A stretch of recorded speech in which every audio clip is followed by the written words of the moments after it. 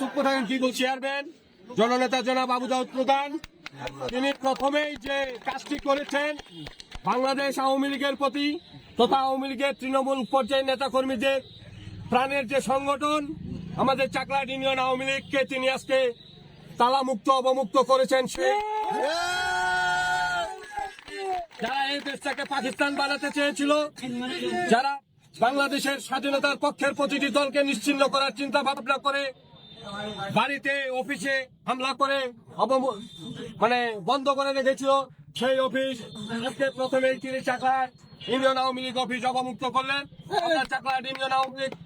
সহ সকল অঙ্গ সহযোগী সংগঠনের পক্ষ থেকে তিনার কাছে আমরা কৃতজ্ঞতা প্রকাশ করছি। সেই সাথে আগামী দিনে যে কোনো মিছিল মিটিং আন্দোলন সংগ্রাম স্বাধীনতার সপক্ষের সকল উন্নয়নের ক্ষেত্রে আমরা না আওয়ামী লীগ না বিএনপি না জাতীয় পার্টি সকলে ঐক্যবদ্ধ হয়ে স্বাধীনতা বিরোধীদের পক্ষে থাকবো এবং